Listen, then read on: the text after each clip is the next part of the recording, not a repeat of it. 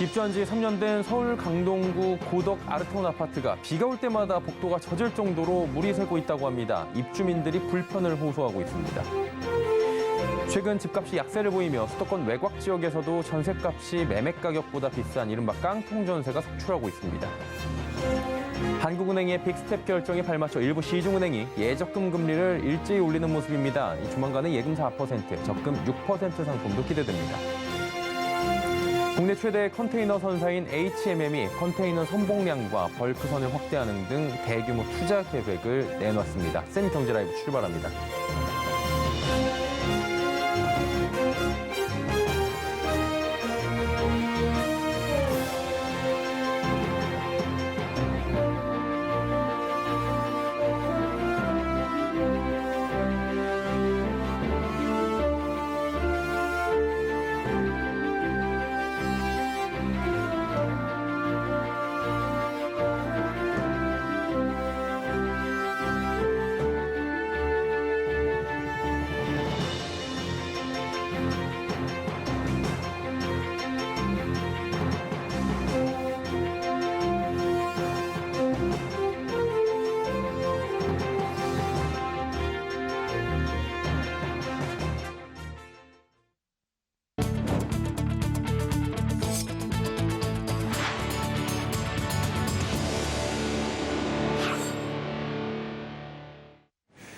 시청자 여러분 안녕하십니까? 센 경제라이브 서정덕입니다. 쏟아지는 물에 신발, 양말, 머리까지 다 젖어도 놀이공원이라면 굉장히 즐거운 일이겠죠. 그런데 내가 살고 있는 집에서 물이 이렇게 쏟아진다면 이야기는 완전히 달라집니다. 올해로 입주 3년 차를 맞이한 서울 강동구 고덕 아르테온 아파트에서 발생하고 있는 일인데요. 시공사에서 매번 보수공사를 하는데도 물이 지속적으로 새고 있어 입주민들의 고통이 끝날 기미가 보이질 않고 있다고 합니다. 그 현장에 이지영 기자가 다녀왔습니다. 1층 공용 현관에선 비가 넘쳐 흐르고 아파트 내부 곳곳에선 바닥과 벽면이 누수로 얼룩진 모습이 보입니다. 지하 주차장 안에서 밖으로 나가는 길엔 이렇게 물이 콸콸 쏟아져 나옵니다. 뿐만 아니라 비가 그치고 나면 균열이 생겼던 곳에서 자동차 위로 석회가루가 쌓입니다. 집안 내부 천장 누수로 하자 보수 신청을 했지만 관리사무소와 시공사 측에선 기다리라는 답변만 내놓고 아무런 조치를 해주지 않아 2주 동안 방을 사용하지 못하는 입주민들의 피해 사례도 있습니다. 입주민 앱인 아파트너엔 이런 비 피해 사진과 하자 보수를 요구하는 글들이 끊임없이 올라오고 있습니다. 이곳은 올해로 입주 3년 차가 된 서울특별시 강동구 상일동 일대에 위치한 고덕 아르테온 아파트입니다. 입주를 시작한 해부터 비나 눈이 오면 아파트 내부 지하 주차장과 지하 창고 물품 보관소에 물이 차오르는 일이 일어나고 있습니다. 입주민들은 입주 1년 차부터 조금씩 누수 현상이 보이더니 3년 차가 된 지금 그 피해는 더 심해졌다고 말합니다. 지하 주차장과 지하 창고가 가장 피해가 심합니다. 비나 눈이 오지 않는 날에도 공용부의 계단 등에서 누수 현상이 발생되고 있습니다. 지하 창고는 물건이 흠뻑 젖기도 하고요. 저희 아파트 커뮤니티에서는 오늘은 어디서 폭포가 터질지 모른다라는 말이 있을 정도로 이 아파트의 시공사인 현대건설과 DLENC는 원인을 파악해 앞으로 피해가 없도록 조치할 방침이라는 입장입니다. 지하층으로 유입되는 그 누수 원인을 파악을 해서 현재 조치를 완료했고요. 추가적으로 배수 공사를 이번 주 중으로 진행해서 금주 중 완료할 계획입니다. 하지만 입주민들은 이런 시공사의 말은 1년 차 때부터 들었고 3년 차인 지금까지도 비가 새고 있는 건 때마다 땜질식 보수만 해온 탓이라고 주장합니다. 심각한 하자로 구분되는 누수의 경우도 그때마다 조치가 취해진 것은 아닌 것으로 알고 있고 작년 4월 5일부터 5월 15일까지 지하 주차장 바닥 균열 보수 공사를 시행했지만 작년 겨울과 올해 여름 마찬가지로 천장과 바닥 그리고 벽면에서 동일한 누수 현상이 있었습니다. 이렇게 아파트에서 물이 쏟아져 나오는 현상을 건축 전문가는 어떻게 보는지 물어봤습니다. 자료 화면을 보니까 프레싱 처리에 문제가 있다든지 배관에 문제가 있는 것으로 판단됩니다. 그러니까 이 누수를 원인이 무엇인가를 정확하게 판단하는 것이 필요하고요. 그래서 처음 입주 초기부터 있었다면은 입주 초기에 크랙한 것은 매우 드뭅니다. 그렇기 때문에 물처리 시설 즉 이 문제가 있다든지 배관에 문제가 있다든지 그런 원인에 의해서 물이 아파트로 유입되는 것으로 판단됩니다. 고덕 아르테온 아파트는 총 41개 동, 이 중 비가 새는 곳은 대략 5개에서 6개 동으로 파악됩니다. 41개 동 전체에서 비가 샌다면 설계의 문제지만 일부 동에서만 누수 현상이 발생한다는 점에서 시공의 잘못일 가능성도 제기됩니다. 현재와 같은 대단지형 아파트, 특히 건축 유형이 단순화돼서 대량 생산되는 시스템을 갖춘 아파트 단지에서는 원가 절감이라든가 비용 절감 때문에 고급 인력의 기술자보다는 단순 숙련공이 적용되는 경우가 많습니다. 그러다 보니 현장에서 조금이라도 변수가 생길 경우에는 대응 능력이 떨어지게 되죠. 시공자의 경험과 대처 능력이 다 달라 건물마다 같은 설계도를 가지고 시공하지만 결과값은 다를 수 있다는 겁니다. 전문가들은 원인을 제대로 찾아야 누수 현상을 막을 수 있다면서 반복되는 피해를 막기 위해 세밀한 점검이 급선무라고 말합니다. 아파트 같은 경우는 우리가 정기적으로 정기 점검, 정밀 안전 진단을 하게 돼 있습니다. 그렇다면 그 당시에 정기 점검이든지 정밀 안전 진단 시에 주민들이 누수가 되었다든지 또 다른 문제가 있던 것을 듣고 그것에 대한 원인을 파악하고 그것이 안전점검 시, 정밀 안전 시에 보고가 돼 있으면 그것을 가지고 설계의 문제인지 시공의 문제인지 관리의 문제인지를 파악하도록 법적으로 지금 장치가 돼 있습니다. 설령 그것을 기다리기 지금 문제가 있다면 지금이라도 긴급하게 긴급 점검을 실시해서 주민들의 피해를 최소화하는 것이 필요하다고 저는 생각합니다.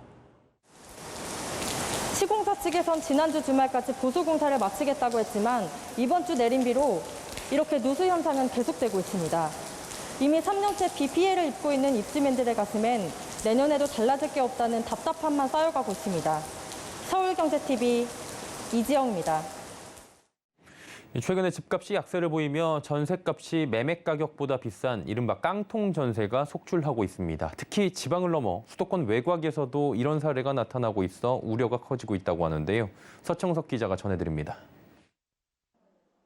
강남 불패로 불리던 강남마저 집값이 흔들리는 하락장 속에서 깡통 전세 우려가 커지고 있습니다. 지난달 전국 아파트 매매 가격 대비 전세 가격, 전세가율은 66.3%로 집계됐습니다. 수도권과 광역시를 제외한 기타 지방은 75.4%로 평균보다 높았고 서울, 경기, 인천 등은 각각 54.7%, 65.4%, 66.1%를 기록했습니다. 부동산 업계에선 일반적으로 전세가율이 80%를 넘어서면 깡통 전세의 위험성이 크다고 해석합니다. 이 경우 집값이 떨어지면 세입자는 전세 계약이 끝난 뒤 전세보증금을 떼이거나 제때 돌려받지 못할 가능성이 커집니다. 최근 부동산 시장이 하락세를 유지하고 있는 상황에서 임대차법으로 전세값이 급등하면서 깡통 전세 우려가 커진 겁니다. 평균 전세가율은 80% 이하지만 이미 지방 저가 아파트에서는 전세값이 매매 가격을 추월한 거래가 속속 나타나고 있기 때문입니다. 지방에선 깡통 전세가 나타나기 시작했는데 비교적 전세가율이 높은 수도권에서도 특히 소형 평수에서 전세값이 매매 가격보다 비싼 거래가 속속 나타나고 있습니다. 부동산 알114에 따르면 올해 1월에서 6월 주택의 평균 전세값이 평균 매매 가격을 추월한 사례는 2243건으로 조사됐습니다. 지방에서 1714건으로 대부분을 차지했지만 수도권도 529건으로 집계됐습니다. 매매 거래가 안 되잖아요. 그럼 전월세 시장이 있을 수밖에 없는 건데 그럼 거기서 초과 수요가 발생해요. 그러다 보면 전세가율이 높아지는 현상들이 발생하는 거고요. 깡통 전세 현상이 당장 심각한 수준은 아니지만 집값 하락세가 계속되면 세입자가 보증금을 떼이는 피해 사례가 급증할 수 있습니다. 특히 소형 저가 아파트 위주로 깡통 전세 확산이 시작된 만큼 주거 취약계층에 대한 안전장치를 선제적으로 마련할 필요가 있다는 게 전문가들의 의견입니다. 서울경제TV 서청석입니다. 한국은행이 어제 기준금리를 한 번에 0.5%포인트 인상하는 이른바 빅스텝을 단행했습니다. 이에 맞춰 오늘부터 일부 시중은행의 예적금 금리도 올라 조만간에 예금 4%, 적금 6% 상품도 나올 것으로 관측됩니다. 윤다혜 기자입니다. 시중은행들이 발빠르게 수신금리를 인상하고 있습니다. 하나은행은 오늘부터 수신금리를 최고 0.9%포인트 올리고 우리은행도 예적금 금리를 최대 0.8%포인트 인상합니다. NH농협은행도 내일부터 예적금 금리를 최대 0.6%포인트 인상합니다. 나머지 은행들도 예적금 금리 인상 행렬에 동참할 것으로 보여 현재 3%대 예금 금리가 4%대로 오르는 건 시간 문제로 보입니다. 시중은행뿐만 아니라 저축은행, 카드사 역시 수신금리 인상에 나서며 고객 확보에 돌입했습니다. 모아저축은행은 정기적금 금리를 최고 0.8%포인트 인상했고 한국투자저축은행은 연 6% 금리를 제공하는 적금을 내놨습니다. 신한카드는 우체국과 손잡고 최대 연 9.2% 금리를 제공하는 특판 적금을 내놨습니다. 주식과 부동산으로 향하던 투자 자금이 예적금으로 돌아오고 있습니다. 한국은행에 따르면 지난 5월 시중 통화량 가운데 2년 미만 정기 예적금이 21조 늘고 요금불 예금도 7조 4천억 원 증가했습니다. 한은은 기준금리 추가 인상을 시사하고 있어 위험 자산에서 빼내 예금으로 돌리는 영머니 무브는 계속될 것으로 보입니다. 서울경제TV 윤다입니다. 삼성전자가 대내외 악재 속에서도 2분기에 77조 원의 매출을 올렸지만 개인 투자자의 매수세는 주춤하고 있습니다. 이달 1일부터 어제까지 개인은 삼성전자의 주식 67억 7,609억 원어치를 순매수했습니다. 지난달 같은 기간보다 99% 하락한 수준입니다. 증권가에선 러시아 우크라이나 전쟁, 중국 봉쇄 등의 영향이 이어지고 있고 하반기부터 D램 가격이 최대 10% 하락할 수 있다는 전망이 나오자 단기적 불확실성이 커졌기 때문이라고 밝혔습니다. 영창케미칼이 코스닥 상장 첫날 공모가 대비 11.56% 하락하며 부진한 성적표를 거둬들였습니다. 오늘 영창케미칼은 공모가 18,600원보다 1.07% 낮은 18,400원의 시초가를 형성했습니다. 장중 변동성을 보이던 주가는 시초가 대비 10.60% 하락한 16,450원에 장을 마감했습니다. 영창케미칼은 반도체와 디스플레이, 친환경에너지 산업에 공급하는 화학소재 개발 및 생산을 전문으로 하는 기업으로 소부장 특례 제도로 코스닥에 입성했습니다. 앞서 지난달 27일부터 28일 양일간 진행된 기관 투자자 대상 수요 예측에선 1616.27대 1, 지난 4일부터 5일 진행된 일반 투자자 대상 공모처약에선 1363대 1의 높은 경쟁률을 기록하며 상장에 대한 기대감을 높인 바 있습니다. 미국의 6월 소비자 물가 지수가 9.1%를 기록하며 41년 내 최고치를 보였는데요. 이날 뉴욕 증시는 소폭 하락한 데 비해 유럽 증시는 1% 내외로 낙폭이 비교적 컸습니다. 13일 뉴욕 증시는 다우지수 0.68%, S&P 500 0.45%, 나스닥이 0.15% 각각 하락했는데 독일의 닥스 지수는 1.16%, 영국의 FTSE 0.74%, 프랑스의 까크 지수는 각각 0.73%씩 내렸습니다. 미국 증시가 상대적으로 선방한 이유는 CPI가 이미 지난 경기를 보여주는 경기 후행 지표이기 때문으로 풀이됩니다. 또 CPI가 예상치를 상회함에 따라 연준이 공격적 금리 인상을 단행할 가능성이 높고 이로 인해 유로 약세가 더욱 심화될 것이라는 우려에 유럽 증시의 낙폭이 더욱 커졌다는 해석도 나옵니다.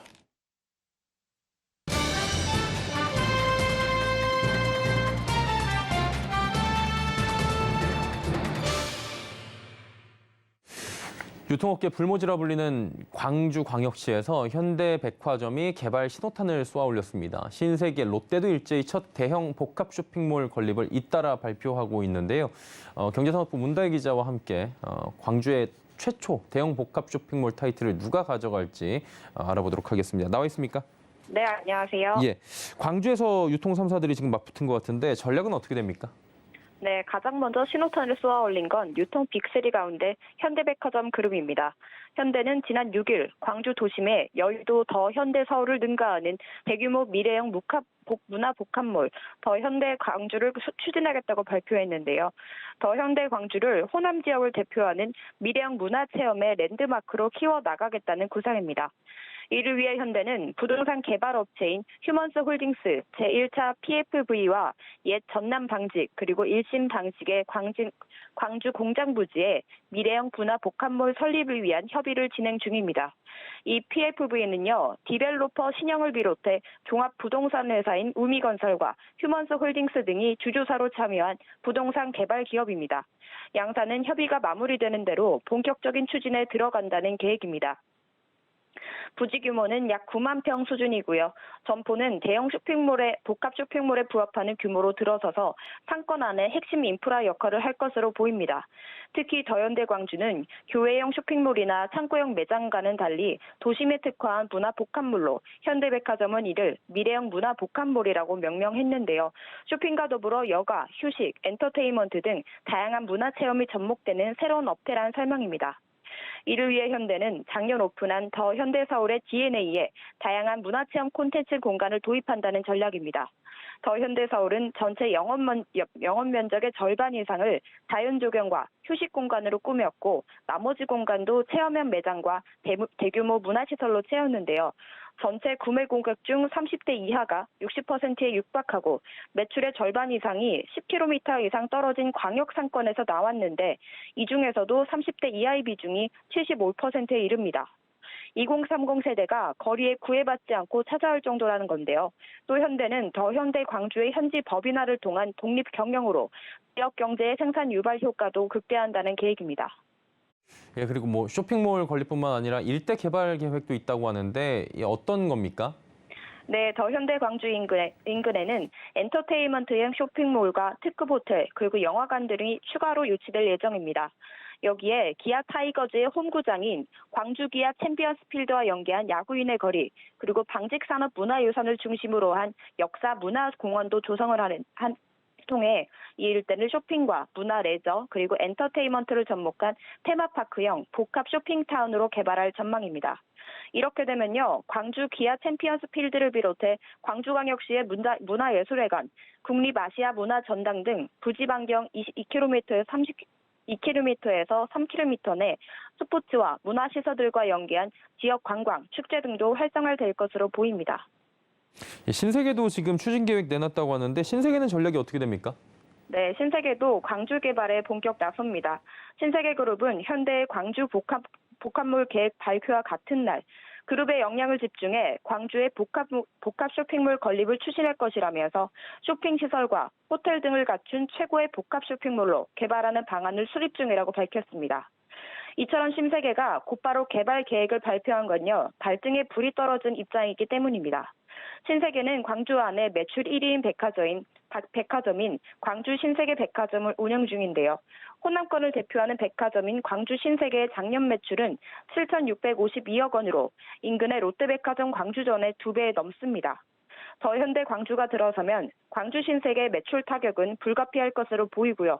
특히 광주 신세계는 협소한 공간으로 인해서 브랜드 입주가 원활하지 못했는데 더 현대 광주가 들어서면 브랜드 입점 경쟁력에서도 밀리게 될 전망입니다. 신세계 입장에서는 시장 점유율을 빼앗기지 않기 위해서라도 광주 복합 쇼핑몰에 전력을 다할 것으로 보입니다. 일단 신세계는 어제 광주 복합 쇼핑몰 설명회를 가질 예정이었지만 돌연 취소했습니다. 어떤 이유에서인지는 알려지지 않았지만 조만간 발표 일정을 다시 잡을 것으로 보입니다. 신세계는 스타필드를 운영하는 신세계 프로퍼티를 통해 광주 복합 쇼핑몰 설립을 추진한다는 계획입니다. 현재까지는 7년 전 구상했던 복합시설 유치 계획을 다시 재개하는 방안이 유력합니다. 신세계그룹은 지난 2015년 광주 내 사업 확장을 위해 광주 신세계와 이마트 광주점 그리고 추가 부지를 합쳐 총 21만 3,500제곱미터 크기의 부지에 호텔과 면세점을 포함한 복합시설 유치를 추진했지만 소상공인과 시민단체들의 반발로 결국 무산된 바 있습니다. 이를 다시 업그레이드하는 방식으로 복합 쇼핑몰을 추진할 가능성이 제기되고 있습니다. 예, 그럼 이제 유통업계 1위가 롯데인데요. 롯데그룹은 어떤 계획을 갖고 있습니까? 네, 롯데그룹은 계열사 롯데쇼핑을 통해 복합 쇼핑몰 부지 검토에 나선 상황입니다. 아직 확정된 건 없는 상황인데요.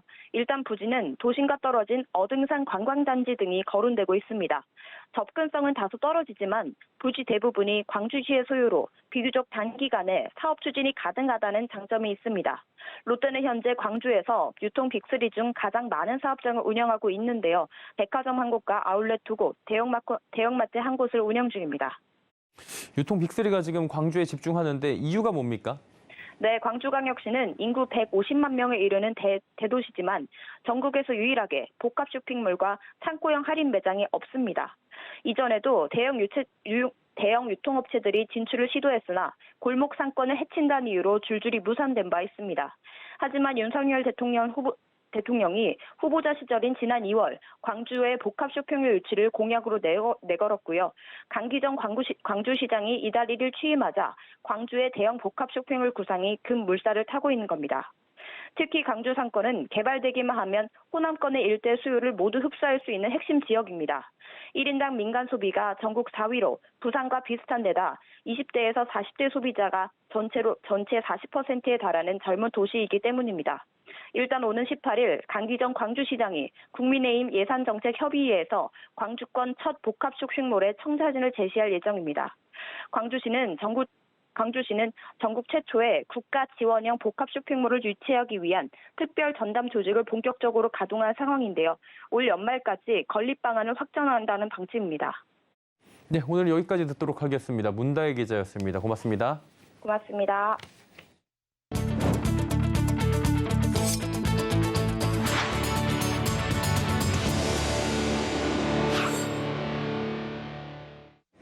국내 최대 컨테이너 선사인 HMM이 2026년도까지 15조 원을 투자해 컨테이너 선봉량과 벌크선을 확대합니다. 글로벌 해운 시장의 불확실성과 환경 규제, 디지털 전환 등 환경이 급변하고 있는 만큼 발빠른 대응에 나선다는 건데요. 서지은 기자입니다. HMM이 오늘 글로벌 물류 기업으로 도약하기 위한 대규모 투자 계획을 내놨습니다. 앞으로 5년간 선박과 터미널, 물류시설 등 핵심 자산에 15조 원 이상을 투자한다는 겁니다. 글로벌 해운 시장의 환경이 급변하고 있어 공격적인 투자를 통해 선제적으로 대응하겠다는 조치로 풀이됩니다. HMM은 현재 82만 TEU 규모의 컨테이너 선봉량을 2026년까지 120만 TEU 규모로 확대합니다. 여기에 29척인 벌크선대도 같은 기간 55척으로 확장한다는 계획입니다. 또 2050년 탄소 중립을 위해 환경 친화적 물류 서비스를 강화할 예정입니다.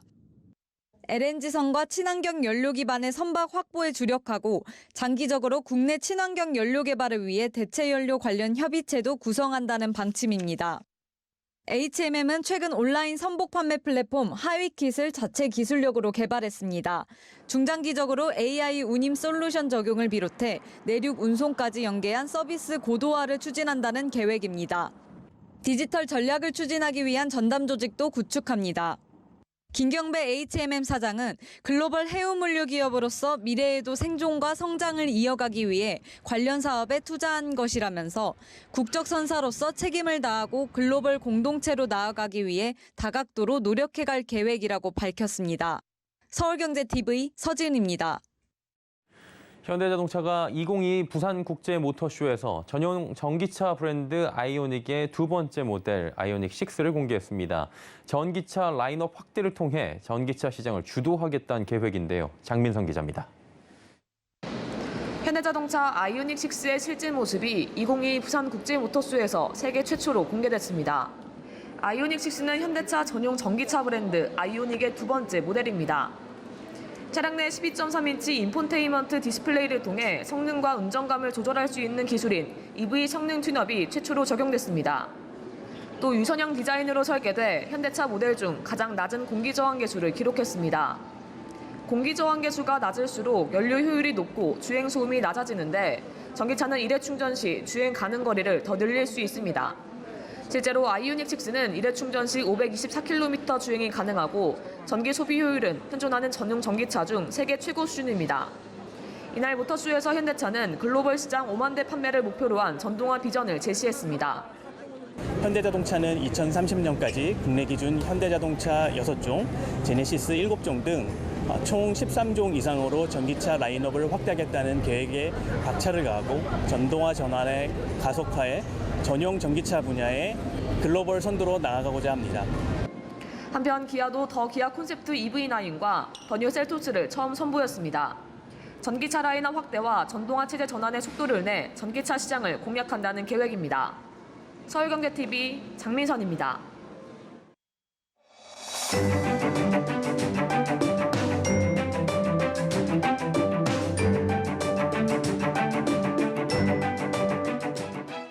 안녕하세요. K웨더 라이프스타일리보 발표합니다. 장마 전선이 물러나면서 현재는 하늘에 구름만 많은 상태입니다. 다만 일부 강원 영서 남부 지역은 소나기가 오는 곳이 있습니다. 내일도 경기 북부와 동부, 강원 영서로 소나기가 오겠고 제주는 새벽부터 늦은 오후 사이 비가 내리겠습니다. 양은 20에서 50, 많은 곳은 최고 80mm 이상이 예상됩니다. 한편 그 밖의 하늘은 구름 많거나 흐릴 것으로 보입니다.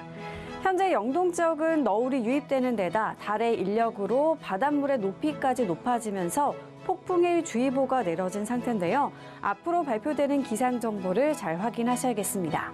내일도 푹푹 찌는 날씨가 예상됩니다. 낮 기온 서울이 31도, 광주는 32도, 대구는 33도까지 오르겠고요. 습도가 높아 불쾌감도 강하게 나타나겠습니다. 더위에 지치지 않게 건강 관리를 잘 해두셔야겠습니다. 다음은 자세한 지역별 날씨입니다. 중부지방 구름 많겠고요. 중북부는 저녁부터 흐려지겠고 영서는 오후에 소나기가 오겠습니다. 낮 기온 30도 안팎으로 무덥겠습니다. 동해안 구름 많겠고 영동은 저녁부터 흐려지겠습니다. 낮 기온 강릉 28도, 속초 29도로 후텁지근하겠습니다. 남부지방 구름 많겠고 제주는 늦은 오후까지 비가 오겠습니다. 낮 기온 광주 32도, 부산 30도로 덥고 습하겠습니다. 물결은 남해와 동해상으로 최고 2.5m까지 약간 높겠고요. 남해상은 비가 오다 그치겠습니다. 30도 안팎의 무더운 날씨 속에 소나기 소식이 잦겠고요. 제주와 남해안은 다음 주 초반 비 소식이 들어있습니다. 날씨였습니다. 생경제 라이브 마칩니다. 함께해 주신 여러분 고맙습니다.